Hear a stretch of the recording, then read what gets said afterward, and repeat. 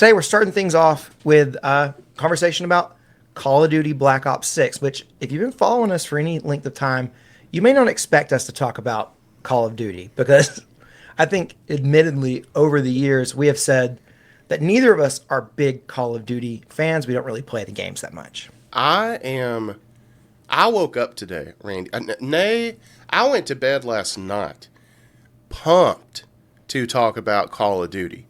I mean, there are few games that come out year after year after year after year that hold my interest like good old COD. Am I right? No, I mean, like, obviously, I don't know that we've ever talked about, we probably have talked about a Call of Duty on the podcast before, but it's generally because we just don't play them, so we don't have a whole lot to say about them. But for the first time, well, I shouldn't say the first time ever, because I've definitely played at Call of Duty a long time ago, back on like the Xbox 360. But in many, many years, I had Game Pass. This is the first Call of Duty to come to Game Pass day one. So I was like, you know what? Heck, I'm just going to try it because it's not going to cost me anything. So I did play day one. I played Call of Duty and played some of the... I've been playing. I'm not done with it, but I've been playing the campaign. And I'm not going to lie to you and say that I disliked it. I was actually pleasantly surprised with the campaign. Now, it has its issues, and I want to talk about those because they're actually kind of funny. But overall, I really like the campaign. I think it's super fun, actually. Well, like I said, I'm a big Call of Duty fan. So, I'll probably go out and purchase multiple Game Pass subscriptions so that I can play this. We have brought up Call of Duty on the pod before. Namely, I remember when we were discussing what is an indie game, we used Call of Duty as like the antithesis of that. Right. So you're going against the grain on a year that has been dominated with great indies. Oh yeah, definitely have great indies this year, and you're right. Call of Duty is the opposite of an indie for sure. Full stop. But yeah, we put out a poll. I mean, like, in fact, we included two polls in this thing here because two semi-related polls about Call of Duty. One asking if you're planning on playing Call of Duty Black Ops 6, and then another asking specifically about Game Pass. But we'll talk about the first one first. Do you plan on playing Call of Duty Black Ops 6? Yeah, 9% said, yeah, I'm going to play that on PC. 20% said, yeah, on PS5 or my Xbox. 2% said, yeah, I'm going to play it on a previous gen console, PS4 and Xbox One. And 70% said, hell no, I am not interested. The people have spoken. The gaming geek faithful, anyway. Yeah, I mean, like, generally we use the metric of if over 50% of people say yes, they plan on playing it, that's like good. A sign that the game is really, really hyped. Yeah. In this instance, we have 30% of people if you add all the numbers together. Actually, it comes out 31 if you add the numbers together. Yeah, we have 101% of our 2.1 thousand votes accounted for in this poll. So, yeah. I don't know. Maybe we need a recount. I don't know. We might. Dan here on Twitch is saying the first poll adds up to 101. Yep, it definitely does. But still, the point is that it doesn't seem like this game is super hyped, but you have to consider that the people who watch and who vote on the polls and Gaming Gig, generally they're a little bit more of the like hardcore gaming audience. Also, a lot of them are pretty Nintendo focused. And right. This game isn't coming out on Nintendo, so a lot of people just can't play it if they, Not till they drop the successor to the Nintendo Switch with all the teraflops you could ever want. I do think that Call of Duty will be coming to the successor to the Nintendo Switch, so that's something to look out for. I think they have a contract. I think it has to. I think you're right. Didn't they say is it like 10 years or something? Like some sort of crazy number I think it's for a decade. That's wild.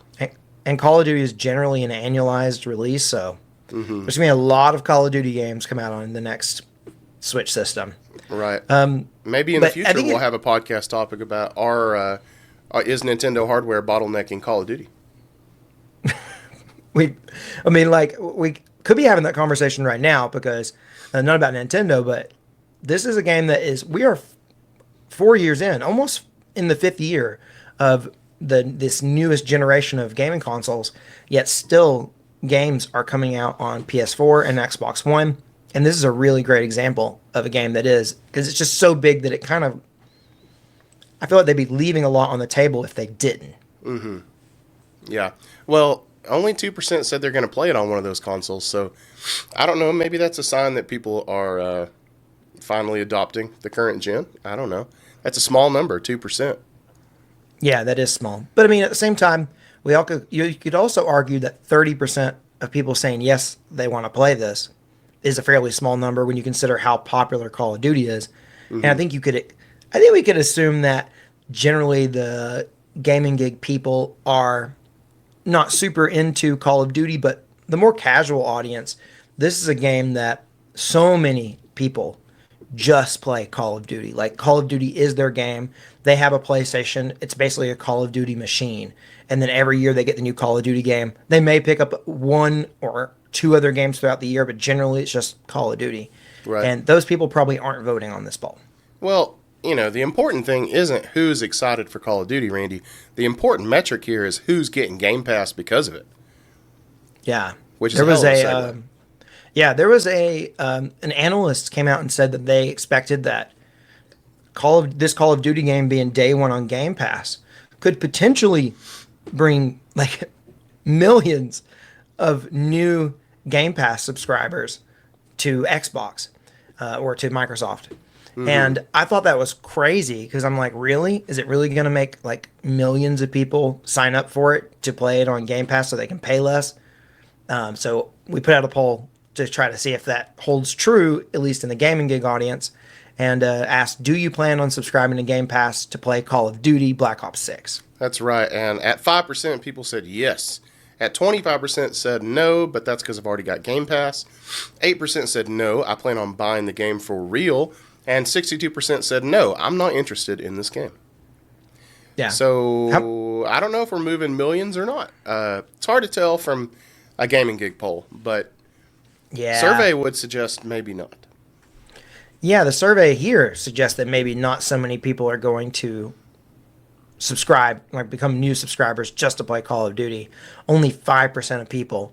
But then again, if you do some like back of the napkin math Mm-hmm. and you say that like, I don't have my okay, napkin. yeah, 5% of people are going to subscribe to Game Pass just to play this game. And then you say, okay, we know that like almost 30% of people said they wanted to play the game. So maybe you could say, I don't know, maybe like a good, 15 to 20% of people who are going to play it are going to play it via Game Pass or are going to subscribe to play it on Game Pass. That is millions of people. So Yeah, I don't think my sorry. math is good there. I feel like I'm just like making some logical jumps that maybe Yeah. aren't good, but I think that there is maybe something to be said about that. Like once I you just say, worked okay, it. I just worked it out on the back of my hand. I think we might have forgot to carry a 1, but I mean I see where you're coming from. The when you extrapolate this to such a large amount of people, it could be a hell of a lot of people. I don't know. Like I said, I may have forgot to carry 1, and I don't have my napkin. So, right. Back of the hand math is very different than back of the napkin math. and I did it in pen, and I always get mad at my students for doing that because I made a mistake. I had to scratch it out. Like, it's a whole thing. You know that. Mm-hmm. Well, let's move on to comments. I'm gonna let do you it. read this first one because I'm no way I'm getting this name right. Oh, no problem. Our first comment comes to us from Der Ekte Andre, who said, I'm only interested in the single-player campaign, never played a COD before, so it's time to try with the Game Pass. Well, I'm interested in what kind of fish you have played before. If not a cod, maybe a bass or a fine salmon. But much like my cohort here with the beard, if you are interested in playing that campaign, Game Pass would be a hell of a good place to do it, and you'd save some cash. So Yeah, yeah. Derek de That Andre, I support you. Yeah, and that's my thought is like I'm not very interested in the other modes. Like I know that there is multiplayer mode, which may be the mode that most people want to play. And then of course there's the zombies mode, which I did play one of the zombies modes back on Call of Duty back on the 360 and really liked it, admittedly. Yeah. But the campaign is the thing I was most interested in. And I kind of feel like because the campaign is just one like part, and it's probably a smaller part, a very smaller part if you add it up by hours. I definitely don't want to pay $70 just to play the campaign, especially since the campaign probably isn't going to be that replayable. It's kind of a one and done kind of deal. So this is perfect for Game Pass. Yeah. I mean, it's no secret that the primary COD audience is probably a multiplayer crowd. That's been documented. I mean, I don't remember which game it was. It Warzone that came out didn't even have a campaign. Yeah, I think that is just a multiplayer game. Yeah, so I mean that's going to be huge. And the last Call of Duty campaign I played, admittedly, was probably the first Black Ops. Like, was that 360? I guess. And it was fun. I'm sure it's fun. I mean, shooting bad guys is fun. That's everybody knows that. So I'm not surprised that you're having a good time with it. Yeah, the shooting is really, really responsive.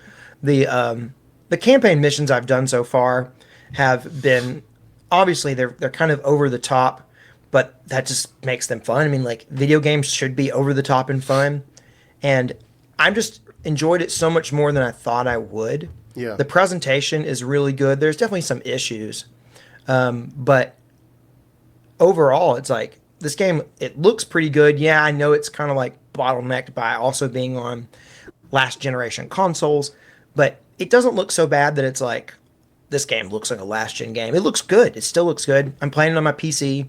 I'm playing it with the best graphics I can get with my system, and I don't know, it's just fun. You keyboard and mousing? Oh yeah, Look it's at super you. fun keyboard mouse too. Look at you. I'm proud of you. First person shooters keyboard mouse it's the way to go. I know they're so much fun. I know. Do you remember? I think it was at Black Ops, maybe Black Ops 1, that campaign that I played. I know I played this mission. Anyway, do you remember that mission where you're the sniper and you're having to shoot from like a crazy amount of distance and you have to like take into account the wind and like all this stuff? It was like you like sneak in with a ghillie suit and then you like take this crazy shot. Like it's a pretty famous campaign mission. No, I don't remember that. I didn't play that one. Well, that's from a Call of Duty game, and that's fun as hell. So, if I had a Game Pass subscription, honestly, I probably wouldn't play it just because I got a lot of crap I'm trying to play right now. But I'm sure it's fun. I mean, there's a hell of a lot of money that goes into these games, so they ought to at least be flashy and good looking. And I'm sure the shooting's great because that's what COD is. Yeah, it really is. They've had time to refine it, right? I mean, this is not the first Call of Duty, so surely they've worked it out. Modern Warfare. That's what it was, Dan. Modern Warfare. I don't remember which one it is that I played back in the day on the 360. And I didn't play through the whole campaign, but I did play some of it. Well, let's move into the next comment. Yeah, exactly. And I want to talk about some of the more negative sides of the game. Okay. Well, hit us with this comment from Space Ninjax. Yeah, Space Ninjax says, is it me or have people suddenly gone off Call of Duty when Microsoft buy Activision? I do think it changed perception a little bit. I think so, too. I don't know that people have suddenly... Well, I think that, one, it's like you kind of already had Activision, which it's not like was the most beloved developer. And then when you combine it with Microsoft, who is also just, one of the biggest companies in the entire world. Speaking of biggest companies in the entire world, did you see that the new most profitable company in the entire world just changed hands today? It's a different company now. It's not. Yep. Was it Apple before? It was Apple. And now it's I don't want to get this wrong, but I think it's NVIDIA. Which is NVIDIA gaming related. Yeah, I think so. I may be wrong about that. Let me check and see. NVIDIA overtakes Apple as world's most valuable company. Yep. Whoa. Yeah, that's wild. That is wild. I would have never guessed that. But I'm sure they've been hanging out in the top for a while now, and I just didn't know it. Yeah, I mean, I know Nvidia obviously. I mean, they sell some pretty premium products, and they're selling a Yeah, lot of them. and they're in all sorts of stuff. Yeah, absolutely. So, I mean, It's I in my thought that was PC crazy. right I here. didn't really read. I didn't really read into that as to why. I'm sure it has to do with just the fact that. I mean, maybe it's AI. I know Nvidia does some like AI powered stuff, so I know they're behind that. So Yeah. maybe that's it. Let me read here a little bit. It said that their market values be attributed to Nvidia's status as leading provider of computing parts required to development of AI. Yep, so it was AI stuff. Man, AI stuff's crazy. So It is. It is crazy. Um, yeah, it's pretty wild. It's pretty wild. I will say the most meaningful way that AI has changed my life recently, and then we can get back on subject here. On my phone, AI summarizes emails and notifications for me, and it's very small.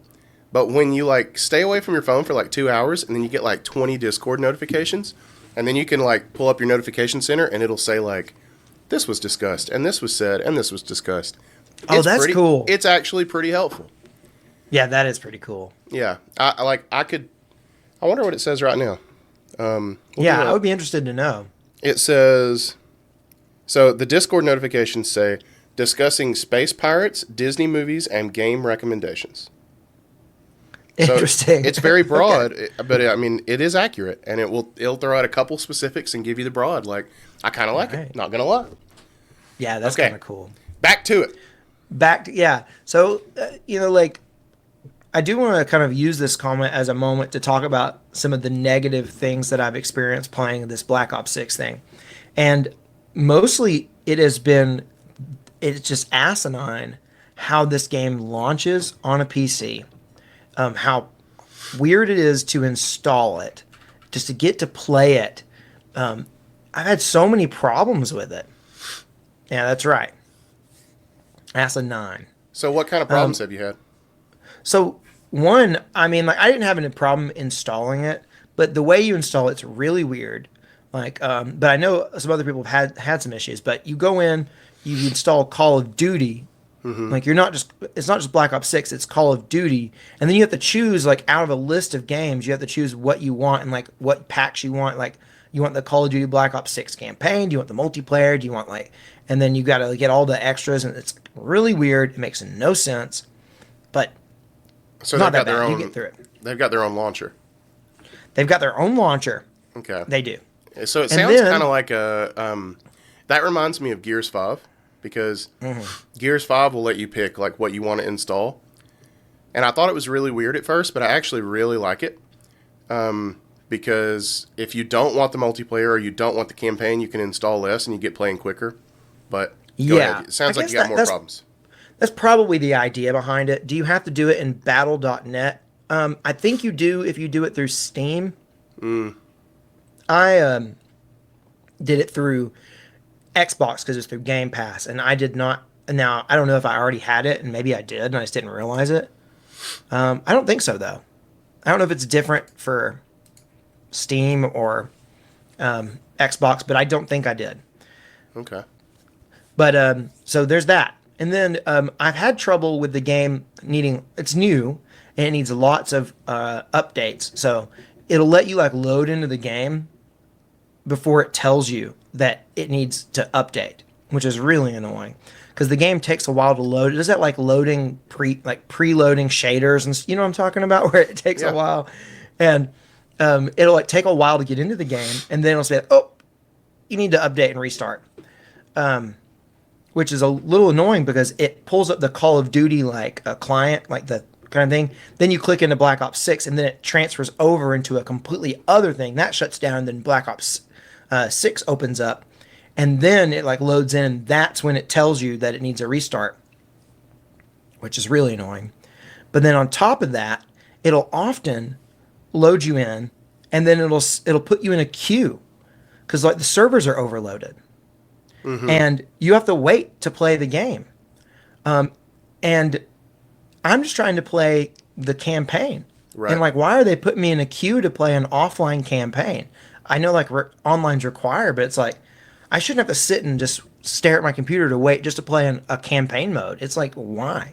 Well, So it's that's got the super Helldivers annoying. problem, but It's got, but it's not, Helldivers is at least online all the time. This game's not even online. It's like, it's a single player campaign. It's has nothing it to do with, you're not playing with other people. it probably has a DRM that It makes it does. have to hit online. I think it does. Yeah. Yeah, I'm sure it does. But it shouldn't put you in a queue to DRM you, like Well, that's true. it just makes no sense to me. So like, it's been stuff like that, and it's crashed on me a couple times. Always crash when trying to load up the game. So it's just like there's definitely been issues with the game loading up and playing it on my computer. So that's the only real issues I've had, but they have been. It's definitely been a sore spot for me. Yeah. Well, I'm sorry to hear that, Gampaw. That does Yeah. remind me of Helldivers, but Helldivers was like a victim of extreme unforeseen success. Call of Duty knows what they're getting into, so that is a little hard. That's a little off-putting, I guess I should say. It's definitely off-putting if you just want to play. I could understand if I was playing the multiplayer, and like, I get that like servers, their servers are probably being very taxed right now. It's a brand new game. It just came Yeah. out. Everybody's playing it. I could understand, but for the campaign, it's kind of like it is very off-putting. Yeah. All right, you ready for the last comment? Yeah, absolutely. All right, this one comes from Air Force X, who said, "It will be the biggest game this year. The beta was awesome." Yeah, that was really wanting to talk about like, will this be the biggest game of the year? We're launching pretty late in the year, and this kind of happened last year with the last Call of Duty, and it didn't end up being the best selling game of the year. I think Hogwarts Legacy overtook it and sold better last year. Yeah. So when we say biggest, we're just talking about sales. We're not talking think about so. game of the year, right? No, I think we're talking about sales. I think we're talking about it's going to be the best selling game of the year. Well, I think that history has taught us that games that launch day one on Game Pass don't do that. Oh, good point. So I don't agree with you, Air Force X. Now it may be a hell of a big install, but I don't think it's going to move as many numbers as I don't know. I mean, what's number one right now? I mean, I think about things like Final Fantasy or I maybe Astro Blood. I don't know. I don't know what's number one right now, honestly. But Yeah, there haven't been a lot of huge games this year. It's been a pretty slow year. October was pretty big. Like October was a big month, had a lot of big releases. Probably with the crown achievement of being Call of Duty being the biggest game that released in October. Yeah. And we're going to talk about November games later on in the podcast. But it's interesting. I think that this year, this game, because it is the campaign is really good. And from all the reviews I've read, everyone who I read reviews from really liked the campaign. Like they all said it was like one of the best campaigns that Call of Duty has had in a very long time, and which is cool because it's the first one I've jumped in on, and so that's good to know that I'm not playing one of the crappy ones. But yeah, I don't know. Everyone's been really enjoying it, but the Game Pass thing really does put it kind of puts a wrench in it, and it's like they're probably going to be bragging about their player numbers, not about how many units they sold. yeah, I would agree. I think that will definitely be the stat that they pick if they have to pick one. And I'm glad that the campaign is good. I think I know that I feel a certain amount of fatigue towards these games that we see all the time. Year in and year out, or even these companies that put games out that seem really similar. Year in and year out. We see it with Ubisoft. We saw it with EA. Of course, EA maybe made their own bed, but I feel like people are feeling that way maybe towards COD to a certain extent. We see it every year, and I just don't know that everybody's hyped about it like maybe they were when we were younger. Yeah. There's a lot more choices now. But if they're putting some love into the campaign, that can only help because I know that me personally, like, if it just continues to be like only a multiplayer game, that's not going to pull me back in. It's just not going to do No, it. yeah. But if the campaign is freaking amazing and they keep putting time and effort into that, then that would be maybe what makes me pick up a month of Game Pass to try it out. Right. I think that I don't think you're alone on that either. I think a lot of people like, even some of the more hardcore gamers that maybe have been burnt out by Call of Duty, or even just the idea of Call of Duty. They're like just tired of hearing about it. I think even them, if they're like, I heard the campaign's really good. If they don't already have Game Pass, I can say, oh, I could try Game Pass for PC for like, what is it, like 12, $13, something like that. Yeah, yeah. So That's it's like that's the best. That's the best value for sure. If you've got a PC. you say I could play it, and then also in the month I could play something else, and I'll get my money's worth out of a month of Game Pass. And I think that you're not alone there. I think even those who have been turned off by it might be interested in trying it out.